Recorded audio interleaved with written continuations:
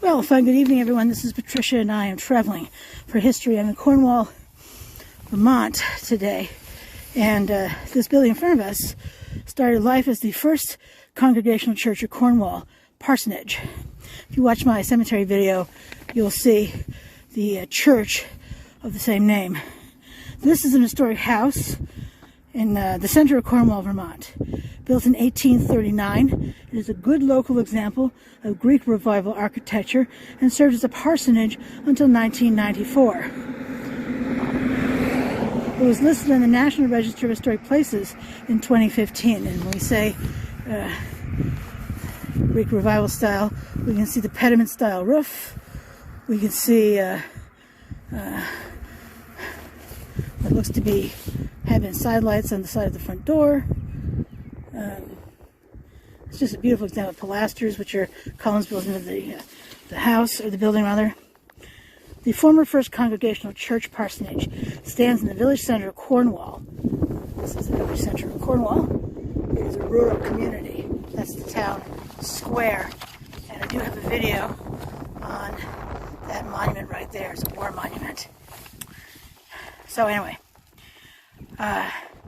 it's at the northwest corner of Vermont's Route 74 and 30. This road in front of us is Route 74, and this is Vermont Route 30. It is separated from the church further north on Route 30 by another house. This house right here. This house right here. That white right there, that's the church. The parsonage is a 2.5-story wood frame structure with a front-facing gable roof, clapboarded exterior, and slate foundation. The front facade is 3 bays wide, with a triangular window in the gable and a side entry on the ground floor, sheltered by a late 19th century Victorian porch. A cross-gabled L extends to the left from the rear corner, and the present main entrance is set on the north side of the main block. The interior follows a central hall plan with an original curved staircase. Oh, can you imagine seeing that? Wow. One of the downstairs chambers features a distinctive Rumford fireplace with beehive oven. I'll tell you in just a moment what that is.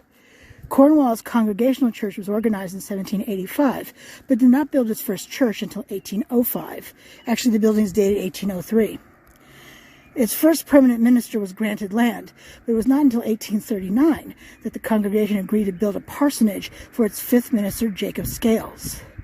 Scales was locally controversial for his perceived weak position on the abolition of slavery and was involved in disputes concerning the construction of the parsonage. He left a few years later, and the property was purchased by a group of congregants and deeded to the church. It remained in church ownership until 1994. Now, give me just a moment, and I will tell you more about the Rumford fireplace. Hang on. Okay. The Rumford fireplace is a tall, shallow fireplace designed by Sir Benjamin Thompson, Count Rumford, an Anglo-American physicist best known for his investigations in heat. Its shallow, angled sides are designed to reflect heat into the room, and its streamlined throat minimizes turbulence, thereby carrying away smoke with little loss of heated room air. In fact, here's a photograph of, there we go, what that looks like. Not this house, but still. Rumford applied his knowledge of heat to the improvement of fireplaces in the 1790s. He made them smaller and shallower with widely angled covings so they would radiate better. And he streamlined the throat, or in his words, quote-unquote, rounded off the breast, so as to, quote-unquote, remove those local hindrances which forcibly prevent the smoke from following its natural tendency to go up the chimney.